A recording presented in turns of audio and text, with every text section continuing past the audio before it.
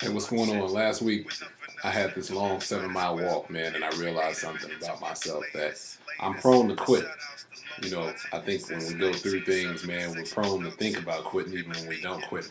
But that's not what I wanted to talk about today. What I wanted to talk about is when you get past that point where you want to quit, you start to realize why you kept going. And you find that there are things that will propel you forward that are birthed from simply a need you have deep within you. Your passions come from your needs.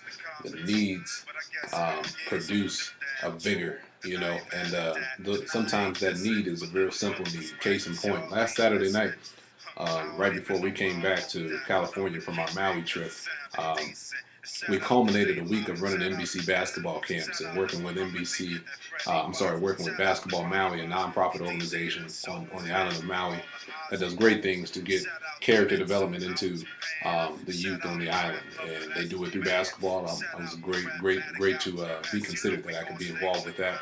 And I'm advertising. But anyway, Ben Pregnell and Joe Culver and all the good people over there, shout out to them.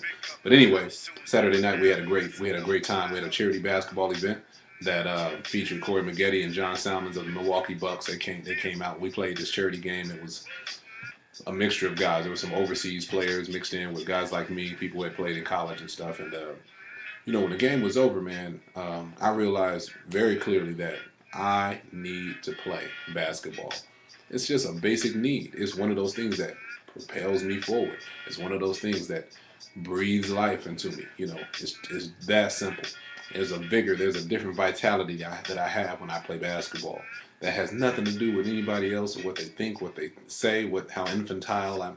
It has nothing to do with perceptions at all. It has everything to do with what I need, and it is something that breathes life into me.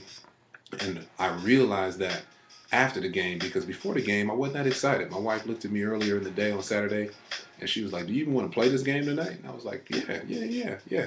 I want to play." And it was kind of like, "Yeah, I guess, I want to play." And but when I walked in that arena, man, and the people started filling in, when it started to feel like a real game, not a game like, you're playing pickup ball at the park with a ball that, is not even pumped up all the way and is raggedy and ratty. No, it felt like a real game, man. And it felt like an event, and it felt like quality competition, and it felt like the best was being called out of me. You know what I mean? And those are the things that you long for. When you need to do something, it's not just an indulgence. It's not a hobby. I think oftentimes it's a little bit more involved than that, because it draws on the very core of what makes you you. And so for me, basketball has always made me me, and I used to apologize for that. When I got older, I kind of thought, well, how immature of me to think that basketball is really a viable fuel for my soul and for who I am. It's just a game, right? But it's a gift, and it's part of the wiring for me. And you have a wiring, and we have wiring, and there are so many things I think we explain away, and we don't think that they're needs, but they really are. They're almost effective, almost as essential to you as eating and drinking and breathing.